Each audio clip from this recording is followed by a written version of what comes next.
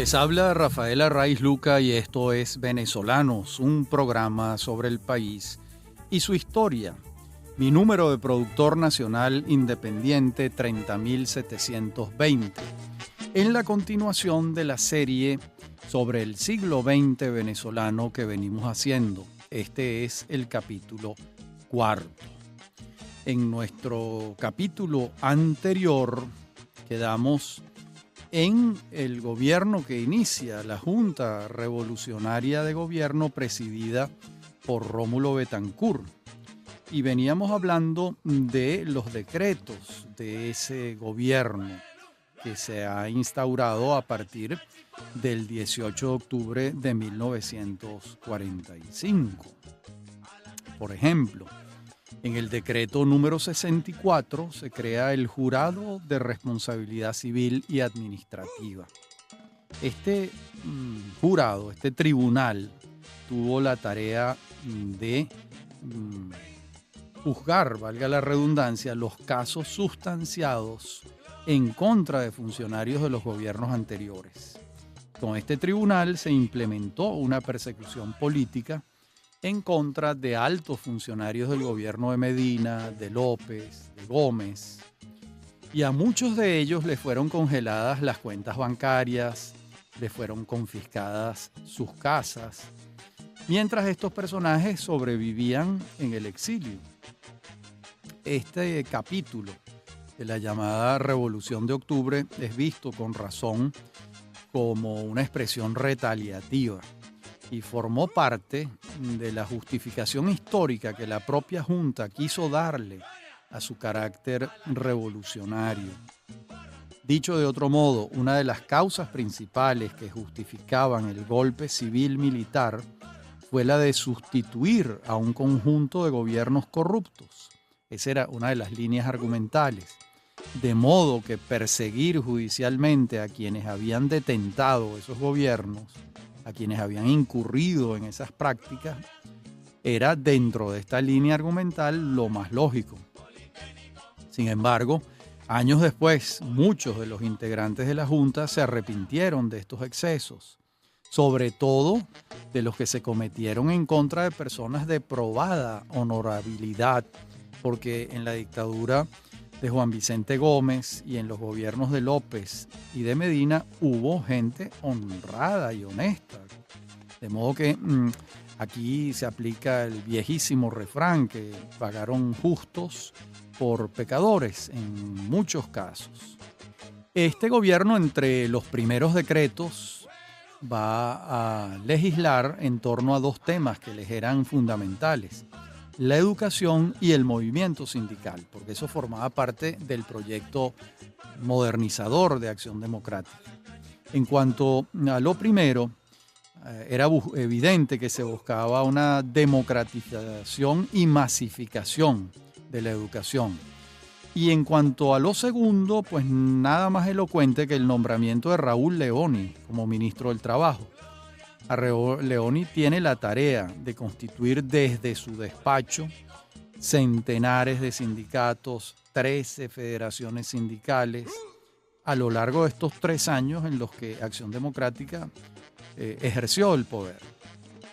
De modo que estas dos áreas, educación y trabajo, junto con el área de petróleo e industria, fueron las más sensibles al nuevo proyecto político que se instrumentaba.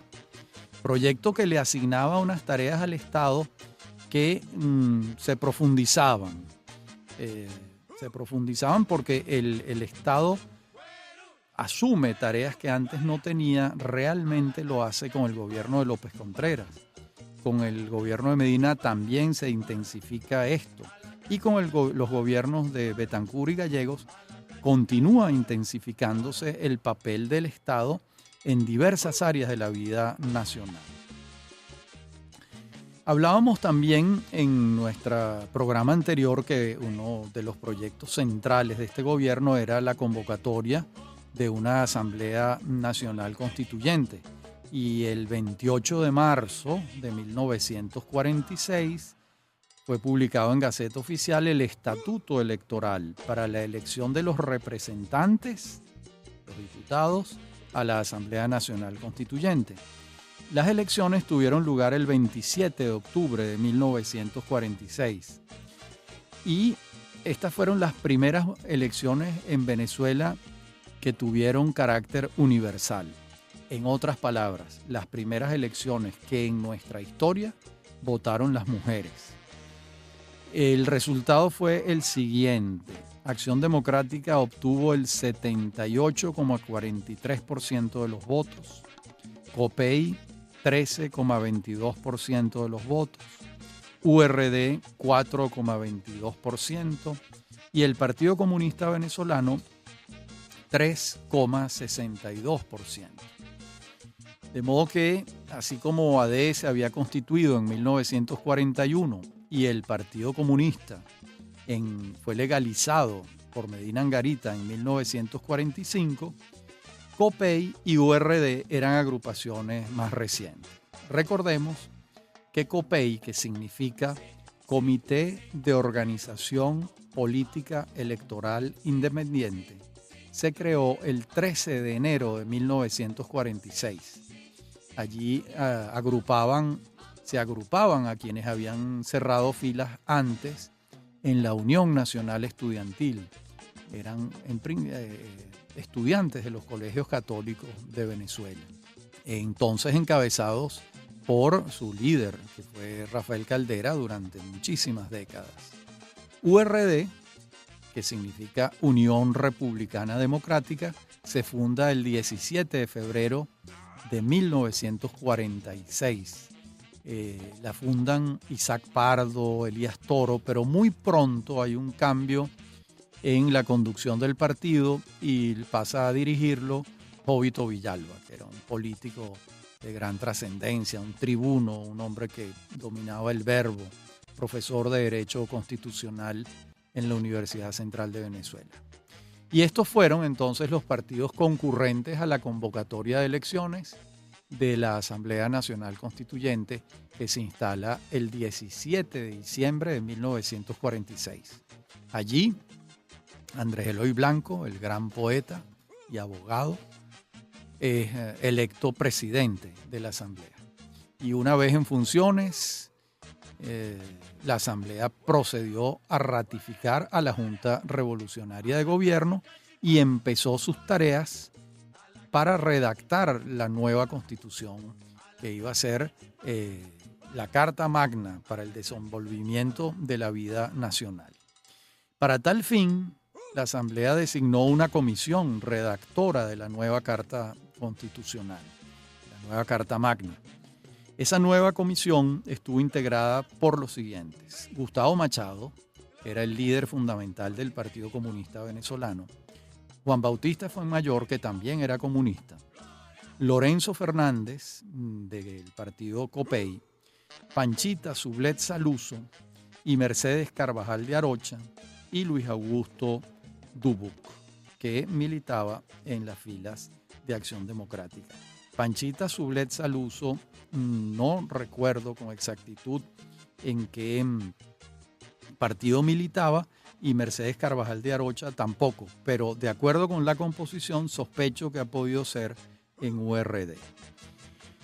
Esa comisión comienza a trabajar el 30 de enero de 1947, presenta un proyecto constitucional y la Carta Magna se sanciona, se aprueba el 5 de julio de este año de 1947. Y entonces queda derogada la Constitución de 1936, que a su vez había sido levemente modificada por Medina Angarita en 1945. Los debates para la redacción de la nueva Constitución duraron 6 meses. Y eso fue un acontecimiento importante en Venezuela, porque se transmitieron por radio. Era la primera vez en nuestra historia que la gente podía seguir desde su casa los debates parlamentarios, las voces de los grandes parlamentarios que estaban allí discutiendo. Eso fue un gran acontecimiento público venezolano, porque se sentaban a escuchar las intervenciones de Rafael Caldera, de Jovito Villalba, de Luis Lander, por supuesto de Andrés Eloy Blanco, de Gustavo Machado, de todos los que integraban la Asamblea Nacional Constituyente. Finalmente se aprueba y esta Constitución consagra el principio político que venía desarrollándose y era el de la mayor actuación del Estado en los asuntos públicos. En el fondo, la Carta Magna le atribuyó mayores responsabilidades al Estado en su tarea de constructor de lo que se conocía entonces como un estado de bienestar. A su vez, la Constitución consagró las elecciones universales directas y secretas, eliminó las elecciones indirectas para todo cargo de elección popular. Esto fue un acontecimiento importantísimo porque fue un avance extraordinario de la democracia. Incorporó a la mujer a la vida política en igualdad de condiciones. Mantuvo el periodo presidencial de 5 años sin reelección, el quinquenio sin reelección inmediata. Y luego veremos cómo, sobre la base del nuevo cuerpo constitucional, se va a convocar a elecciones presidenciales y parlamentarias. En la próxima parte del programa veremos otro de los hechos, de las creaciones importantes del gobierno de Betancur cuando funda la Corporación Venezolana de Fomento. Ya regresamos. Estás en sintonía de Unión Radio Cultural. Recuerda, todos los programas están colgados en la aplicación Anchor.fm. Este programa, Venezolanos, lo puedes volver a escuchar los sábados a las 10 de la noche y los domingos a las 10 de la mañana. Somos Unión Radio Cultural. Escuchar la palabra de Dios nos acerca a la reflexión espiritual, nos fortalece la fe y la esperanza. Sin embargo, la historia sigue cantando y glorificando a Dios. Su presencia es vital para la humanidad, para Venezuela, para el mundo entero. Y nosotros somos parte de esta historia del reinado de Dios. Ustedes y yo, los cristianos, los católicos, y aquellos que se sientan tocados por el Espíritu de Jesús de Nazaret, por el Espíritu Santo. Misa Dominical con el Padre Onéger Molina García. Domingos 5 y 7 de la mañana y 10 de la noche. Somos Unión Radio Cultural.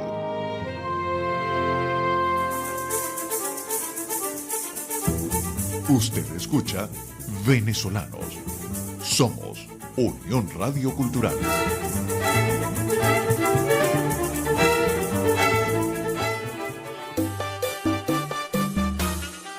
Les decía que la búsqueda de mayores posibilidades de desarrollo económico para Venezuela fue un norte de la Junta desde el comienzo de su mandato.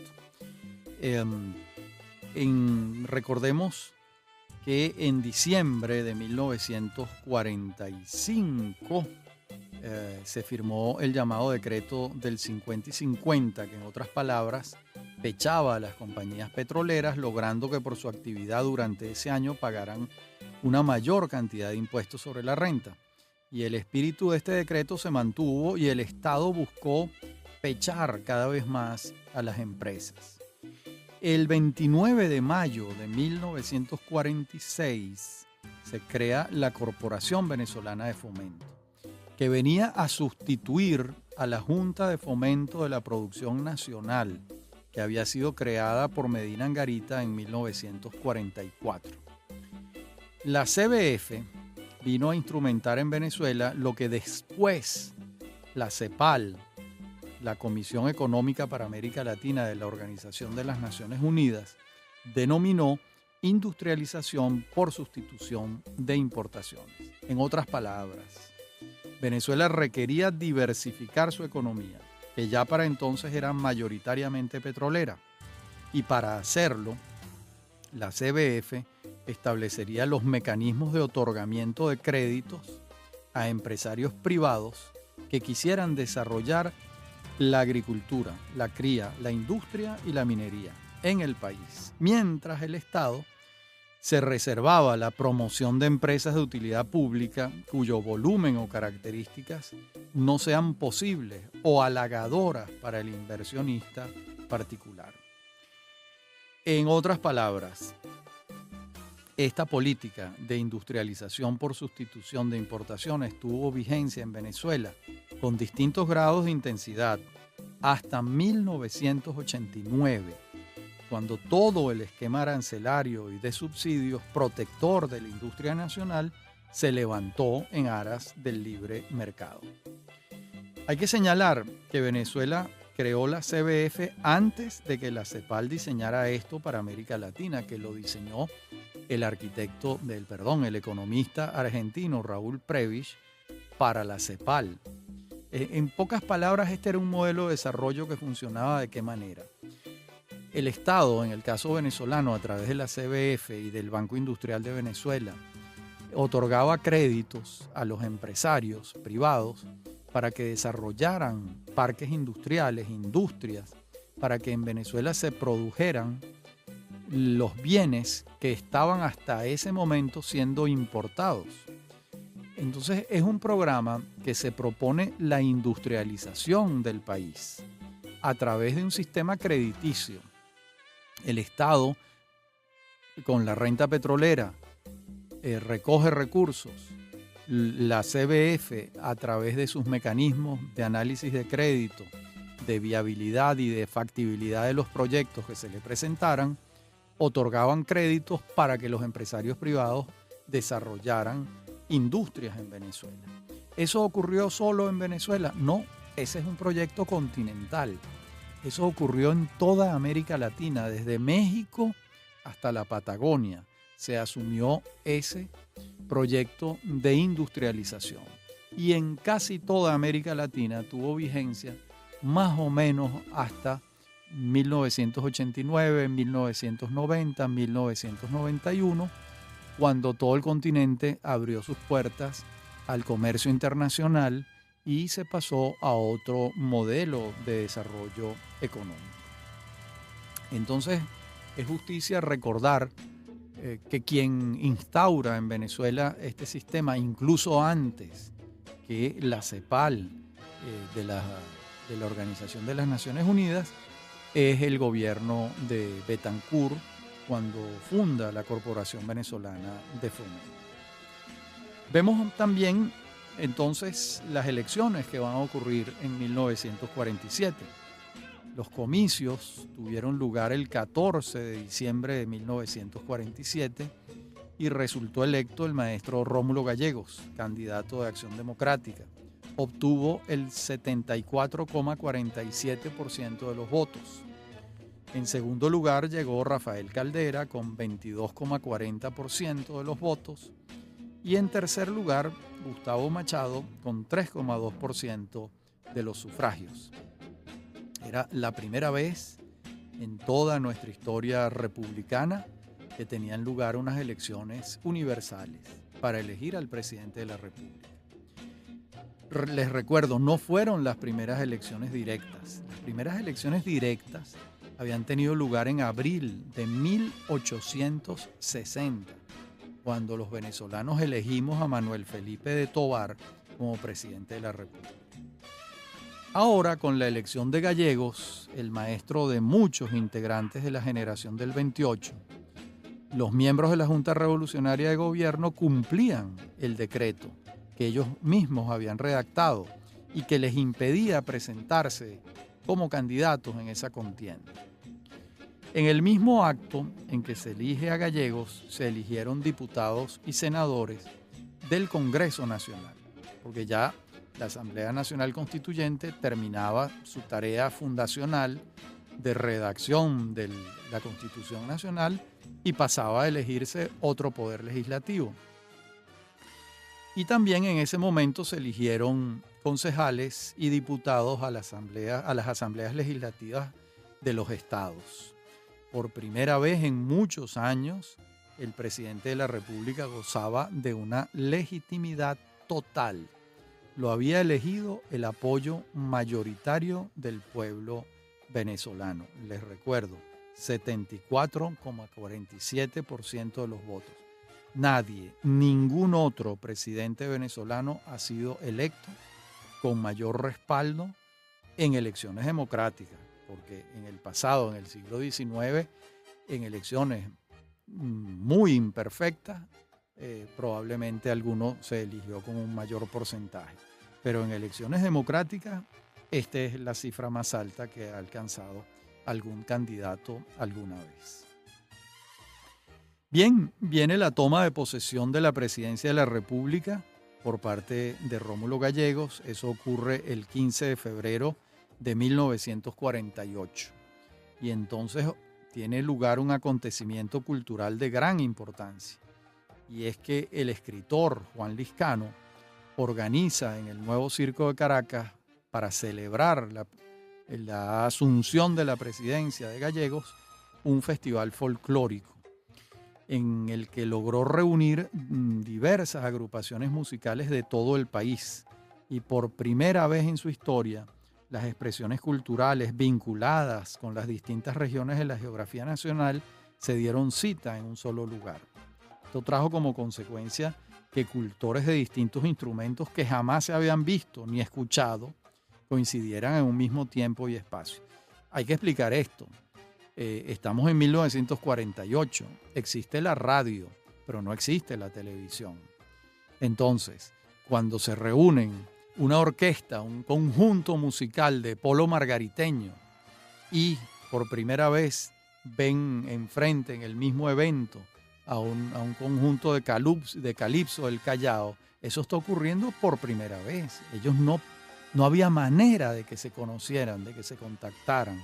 Por eso es que esto fue tan importante para la cultura venezolana, este evento organizado por Liscano, que además se había previsto para una noche y tuvo que prolongarse prácticamente una semana y repetir el evento todas las tardes, todas las noches, porque la población no salía de su asombro con lo que estaba viendo, porque era la primera vez que podía ver las manifestaciones musicales y dancísticas del pueblo venezolano, en su variedad extraordinaria, como lo es.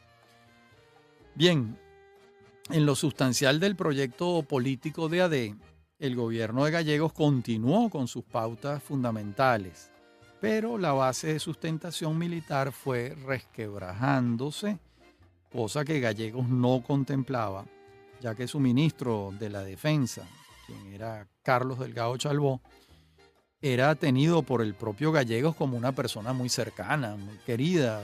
Delgado Chalbó había vivido en el apartamento de Gallegos en Barcelona junto con él. Había una relación de amistad importante, ¿no? De modo que la confianza que tenía Gallegos en su ministro de la Defensa era casi total, al punto que durante el único viaje que realizó Gallegos en funciones, que fue un viaje a los Estados Unidos en julio de 1948, dejó encargado de la presidencia de la República a Delgado Chalbó y no dejó a Eligio Anzola Anzola, quien se desempeñaba como ministro de Relaciones Interiores.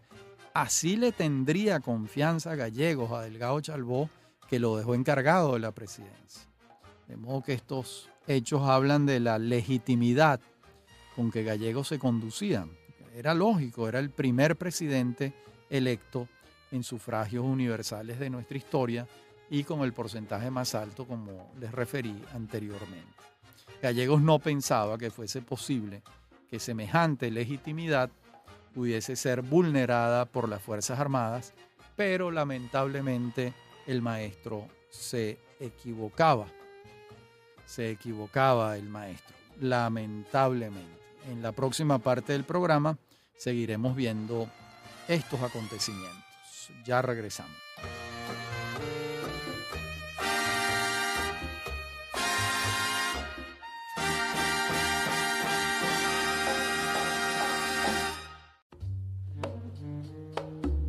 Decíamos en la parte anterior del programa que no pensaba Gallegos que su legitimidad pudiese ser vulnerada por las Fuerzas Armadas de entonces. Y decíamos que se había equivocado. Un sector determinante de los militares que calladamente adversaba a Betancur, fue articulándose en contra del propio Betancur y del gobierno de Gallegos. Mientras tanto, el expresidente de la Junta Revolucionaria de Gobierno, Betancur, seguía con atención el proceso político, a la par que participaba en Bogotá en la creación de la OEA, la Organización de Estados Americanos, organismo que se constituyó en sustitución de la anterior Unión Panamericana. Las molestias en el sector de la población afecta a algunos de los presidentes de la hegemonía militar tachirense seguían en aumento y se canalizaron a través de un error que venía cometiendo tanto el gobierno de Betancur como el de Gallegos, a mi juicio, y era el de gobernar con la sola gente de su partido, dejando de lado a todos los demás sectores nacionales. La acusación de sectarismo fue tomando cuerpo día a día. Y esta acusación venía a contribuir con el proyecto militarista en el seno de las Fuerzas Armadas, ese proyecto capitaneado por Marcos Pérez Jiménez, y seguido con grandes dudas por parte de Carlos Delgado Chalbó, quien, como veremos luego, terminó saliendo de la escena 2 años después por otro motivo. En pocas palabras, el maestro Gallegos no consideró pertinente mantener vigilia sobre el sector castrense, ya que su legitimidad estaba blindada, mientras un grupo preponderante de los militares quería detentar el poder directamente, desconociendo el resultado de la elección democrática.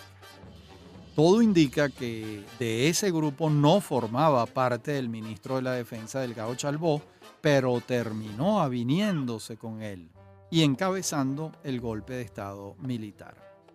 Se lanzaba así por la borda el primer ensayo democrático venezolano.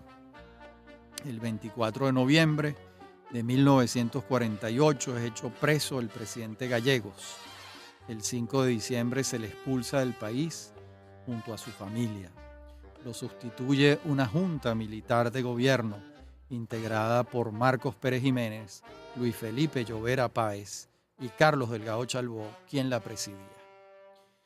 Y entonces este periodo, que se inicia el 24 de noviembre de 1948 y que va a culminar el 23 de enero de 1958, estos 10 años van a estar signados por la presencia militar y por el origen ilegítimo de los gobiernos, lo que se llama, en puridad de criterio, gobiernos de facto, es decir, gobiernos que no han sido electos democráticamente.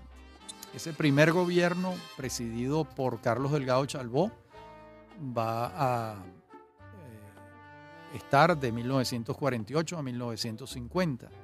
Y ese gobierno emana de un golpe de Estado militar en contra del gobierno de Gallegos.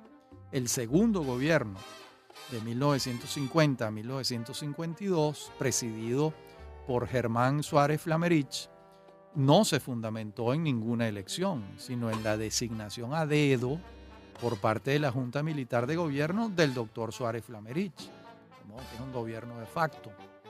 El tercero, de 1952 a 1958, surgió de un fraude electoral en contra de la voluntad popular y ese gobierno lo va a presidir Marcos Pérez Jiménez.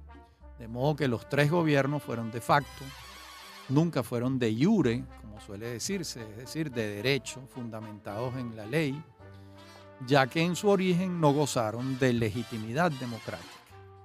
Por ello puede hablarse de una dictadura militar, al hacer referencia a la década de 1948 a 1958. Pero también deben señalarse los matices que en esta década tuvieron lugar. Las investigaciones más recientes señalan que la iniciativa del golpe militar contra Gallegos la tuvieron Pérez Jiménez y Llovera Páez, mientras Delgado Chalbó se sumó a última hora y con muchas dudas. Se cuenta con testimonios que indican que si Delgado no se sumaba a la conjura, sería dejado de lado, haciéndosele preso, obviamente. De modo que su dilema era complejo, álgido.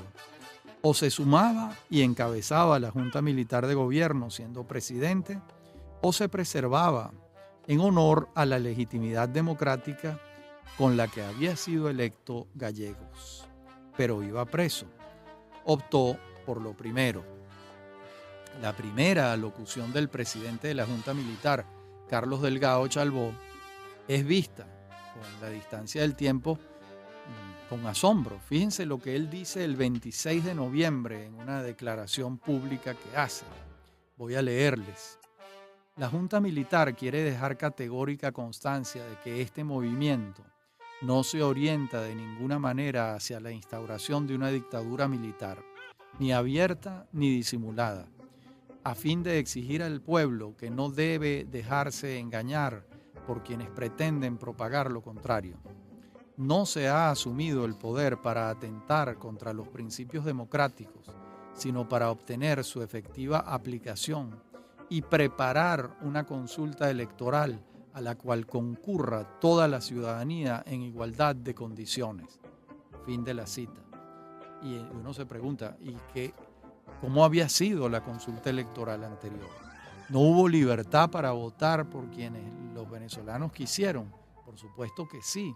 Por eso es que esta argumentación resulta incomprensible. Como vemos, la justificación del golpe se basaba en la democracia que, al parecer, los militares consideraban que no había tenido lugar en la elección de Gallegos. Y uno se pregunta, ¿y por qué? Esta argumentación se cae por su propio peso. En el fondo, lo que estaba en marcha era la ambición de un sector preponderante de los militares por el mando. Y por ello dieron lo que se llamó un golpe frío, es decir, sin armas, sin resistencia, sin heridos ni enfrentamientos. El partido político que llevó a Gallegos a la presidencia, Acción Democrática, prácticamente no tenía cómo enfrentar a los hombres armados. Y así concluía un periodo de 3 años en el que dos fuerzas convivieron enfrentándose subrepticiamente. Las fuerzas militares que dieron el golpe el 18 de octubre de 1945 y las civiles de Acción Democrática que también participaron del mismo hecho. Se imponían otra vez las tendencias militaristas en contra de las civilistas, dándose la extraña paradoja de ser el comandante Delgado Chalbaud un militar civilista. En este sentido y en otros, el hijo de Román Delgado Chalbaud siempre será un personaje enigmático de nuestra historia. Y con la extraña aclaratoria según la cual la Junta Militar sustituye a un gobierno electo democráticamente para disponerse a convocar elecciones en lo sucesivo, así comienza el gobierno de Carlos Delgado. Entre sus primeras medidas está la de invalidar los juicios del tribunal que condenó por peculado a los funcionarios de los gobiernos de López Contreras y Medina Angarita. Muchos de ellos, entre otros Uslar Pietri, recuperaron sus casas. De inmediato, además, se ilegalizó a Acción Democrática y muchos de sus dirigentes salieron al exilio o pasaron a la clandestinidad. Al año siguiente, la Junta ordenó la disolución de la CTV, Confederación de Trabajadores de Venezuela, y la de las federaciones sectoriales. Así se le da un duro golpe a una de las instituciones fundamentales del proyecto político moderno de Acción Democrática, como era la fuerza sindical. También de inmediato la Junta desconoció las disposiciones de la Constitución Nacional de 1947 y afirmó que imperaría la de 1936, salvo en los casos en los que la de 1947 fuese más progresista. Una afirmación difícil de comprender en su extensión y en su sentido más preciso. Recordemos que esa Constitución del 47 fue el producto de una Asamblea Nacional Constituyente y que había consagrado la elección universal, directa y secreta. La obra de gobierno de 2 años que encabezará Delgado Chalbaud puede dividirse por áreas. Por una parte, lo que Pérez Jiménez y Llobera Páez hacían en las Fuerzas Armadas, donde ejercían un liderazgo indiscutible. Y por otra parte, lo que Delgado hacía puertas afuera de los cuarteles, siempre insistiendo en que se trataba de un gobierno interino y que muy pronto se convocaría a elecciones en busca de una, voy a citarlo, democracia liberal, alternativa y representativa. Eso era lo que decía Delgado Chalbó. En materia de obras civiles, Delgado se empeñó en la construcción de la avenida Los Próceres, a la que concebía como la avenida Los Ilustres, y que se proponía unir a la Academia Militar con la Universidad Central de Venezuela. Él lo que buscaba, una cosa muy bonita, la verdad, establecer un símbolo de encuentro entre el mundo civil y el mundo militar. Un símbolo de encuentro geográfico, urbano, que se expresara eso. También en el área de educación, Delgado va a crear el Instituto de Previsión y Asistencia Social del Magisterio y el Instituto Nacional de Deportes, el IND. A su vez, mientras estuvo Delgado, se respetó la autonomía de las universidades. Por otra parte, se siguió avanzando en la construcción de la ciudad universitaria de Caracas, ese proyecto que había iniciado Medina Angarita. Se construyeron carreteras y se diseñó un Plan Nacional de Vivienda, así como se concluyó el primer tramo de la autopista Caracas-La Guaira. En la próxima parte del programa seguiremos viendo los acontecimientos de estos años. Ya regresamos. Estás en sintonía de Unión Radio Cultural. Recuerda, todos los programas están colgados en la aplicación Anchor.fm. Este programa, Venezolanos, lo puedes volver a escuchar los sábados a las 10 de la noche y los domingos a las 10 de la mañana. Somos Unión Radio Cultural. Escuchar la palabra de Dios nos acerca a la reflexión espiritual, nos fortalece la fe y la esperanza. Sin embargo, la historia sigue cantando y glorificando a Dios. Su presencia es vital para la humanidad, para Venezuela, para el mundo entero. Y nosotros somos parte de esta historia del reinado de Dios. Ustedes y yo, los cristianos, los católicos, y aquellos que se sientan tocados por el Espíritu de Jesús de Nazaret, por el Espíritu Santo. Misa Dominical con el Padre Onéger Molina García. Domingos 5 y 7 de la mañana y 10 de la noche. Somos Unión Radio Cultural.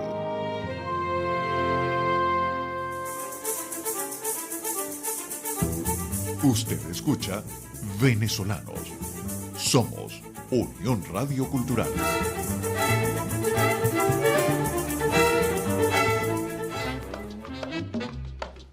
Bien, y en mayo de 1950, Acción Democrática, desde la clandestinidad, aupó junto con el Partido Comunista Venezolano una huelga petrolera. Y esto dio motivo para que el gobierno de Delgado ilegalizara al Partido Comunista Venezolano, que había logrado hasta entonces no correr la misma suerte de AD. Este punto, de nuevo, significó un desencuentro entre Delgado y los otros miembros de la Junta Militar de Gobierno. Como vemos, me refiero a que no había ilegalizado todavía al Partido Comunista Venezolano. Como vemos, la realidad iba deslindando posiciones. Ya cerca del 24 de noviembre de 1950, a 2 años del golpe militar, el comandante Delgado le propuso a sus compañeros que con ese motivo se designara a un presidente de la República provisional y se convocara a elecciones en diciembre de 1952. Delgado Chalbó había pensado en el doctor Arnoldo Gabaldón, un médico sanitarista de enorme prestigio en el país por su combate contra el paludismo. Algunos pensaron que el propio Delgado aspiraría a ser electo presidente, pero yo no tengo constancias documentales de este propósito. En todo caso, una vez formulada la proposición por parte de Delgado a sus compañeros, estos dijeron que habría que consultar con las Fuerzas Armadas tal proposición. Y aquí viene la pregunta: ¿Guarda relación este hecho con el asesinato de Delgado Chalbó el 13 de noviembre de 1950? No lo sabemos. Hay analistas que señalan que podría haberlo, pero no hay ninguna constancia de que esto fuese así. Sin embargo, era evidente que Pérez Jiménez y Llovera Páez no tenían ninguna intenciones de convocar a elecciones democráticas. Por ello, le manifiestan a Delgado que consultarán con las Fuerzas Armadas, lo que para muchos pudiera ser interpretado que se preguntarían a ellos mismos, porque las Fuerzas Armadas la controlaban ellos. Por otra parte, para Delgado la consulta era innecesaria, porque él mismo la anunció cuando la Junta Militar dio el golpe de Estado contra Gallegos. Pero estos dilemas desaparecieron de la escena con el magnicidio de Delgado Chalbó. Nadie desde el gobierno recordó que había que cumplir con la promesa de convocar a elecciones universales, directas y secretas. Una promesa que se hizo al día siguiente de haberle dado el golpe al maestro Gallegos. Y sobre el magnicidio de Delgado Chalbó han corrido ríos de tinta analizando el episodio y sus causantes. El único magnicidio que ha ocurrido entre nosotros, porque las otras muertes de presidentes en ejercicio no son magnicidios. La muerte de Francisco Linares Alcántara, la muerte de Hugo Chávez, son muertes por enfermedades. Resumo los hechos. Al no más salir de su casa en el Pedregal del Caracas Country Club el 13 de noviembre de 1950, el comandante Delgado y su comitiva muy pequeña fueron interceptados por un comando encabezado por Rafael Simón Urbina. Y una vez trasladado de su vehículo al de sus captores, al vehículo donde iba Urbina y sus compañeros, se dirigieron a la calle La Cinta en la urbanización Las Mercedes. Esa calle queda muy cerca de la iglesia de la Guadalupe, en Las Mercedes. Allí quedaba la casa de Antonio Aranguren y se había convenido entre Aranguren y Urbina que allí fuese secuestrado el comandante Delgado. Pero el azar quiso que en el trayecto a uno de los seguidores de Urbina se le fuera un tiro por impericia o por estar en ese momento dominado por alguno de los paraísos artificiales que crea el alcohol, y ese tiro se lo pegó en el tobillo al propio Urbina. Y Urbina empezó a perder sangre copiosamente, porque las piernas y el tobillo particularmente sangra con mucha facilidad. Y en situación de pánico, con Urbina malherido y los integrantes de su comando en estado de ebriedad, le cayeron a tiros a Delgado Chalbó una vez que habían llegado a la casa en Las Mercedes. Al parecer, este no era el destino que se tenía previsto, sino el de obligarlo a renunciar. Pero no tenemos forma de saberlo con exactitud, ya que cuando Urbina es trasladado de una cárcel a otra después de haberse entregado, fue ultimado a balazos por una comisión de la Seguridad Nacional, que era la policía política de la época. En otras palabras, quien hubiera podido confesar si había un vínculo entre él y los otros integrantes de la Junta Militar o cualquier otro interesado en la renuncia o muerte de Delgado, pues no estaba para confesarlo. Se había ido al otro mundo. Testimonios de bando y bando abundan, pero lo único cierto es que el comandante Delgado murió y de inmediato la Junta Militar comenzó a buscarle un sustituto, ya que Pérez Jiménez se cuidó mucho de no sucederlo él para no darle crédito a la hipótesis del interés en su muerte. En los días sucesivos se pensó otra vez que el doctor Arnoldo Gabaldón sucedería a Delgado, como había sido la voluntad de Delgado. Y de hecho comenzó a despachar desde Miraflores el doctor Gabaldón a la espera de la confirmación en el cargo por parte de la Junta Militar. Pero esa confirmación nunca llegó. Más bien la Junta prefirió al doctor Germán Suárez Flamerich, quien entonces era embajador de Venezuela en Perú, y este toma posesión el 27 de noviembre y se modifica la denominación de la Junta, pasando a llamarse Junta de Gobierno, ya que el nuevo integrante era civil, no era una junta militar. Y aunque buena parte de la historiografía simplifica los años que van de 1948 a 1958, como los de la dictadura militar de Pérez Jiménez, la verdad es que hay matices que no deben olvidarse. Uno es el de Suárez Flamerich. Por más que sea unánime la opinión según la cual quien ejercía el poder era Pérez Jiménez y no Suárez Flamerich, pues se trataba de una junta de gobierno en la que las Fuerzas Armadas tenían el mayor peso. Sin embargo, el que gobernaba titularmente era Suárez Flamerich. Lo que podía hacer él como civil que encabezaba el gobierno era muy poco. Además, no se cuentan con pruebas que certifiquen que Suárez pensaba distinto a los otros integrantes de la Junta de Gobierno. El tema de las elecciones presidenciales y de los representantes al Congreso Nacional, que estaba pendiente para diciembre de 1952, de acuerdo con el quinquenio que fijaba la Constitución de 1947 y la de 1936, igual. De acuerdo con eso, la Junta de Gobierno resolvió convocar a una Asamblea Nacional Constituyente que redactara una nueva Constitución en vez de elegir un nuevo mandatario. En el fondo, Pérez Jiménez no se quería medir en unas elecciones y se buscó este subterfugio de elegir unos diputados que integraran una asamblea constituyente que a su vez redactara una nueva constitución. La verdad es que, bueno, eso fue un subterfugio.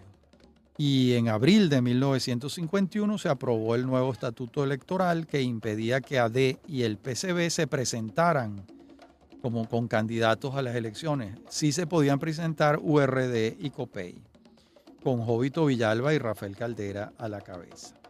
De modo que la mano militar apretaba cada vez más el cuello de la disidencia y las persecuciones contra los dirigentes de AD y el PCB arreciaban. De hecho, Alberto Carnevali, un dirigente de Acción Democrática, es hecho preso en mayo de 1951. Bien, hasta aquí el programa de hoy. En nuestro próximo programa seguiremos con la escalada represiva de la dictadura, con las elecciones de 1952 y con otros acontecimientos de este periodo y de estos años. Habló como para ustedes Rafael Arraiz Luca. Esto es Venezolanos, un programa sobre el país y su historia. Me acompaña en la producción Inmaculada Sebastiano y en la dirección técnica Giancarlo Caraballo. A mí me consiguen en mi correo rafaelarraiz@hotmail.com y en Twitter @rafaelarraiz. Hasta nuestro próximo encuentro.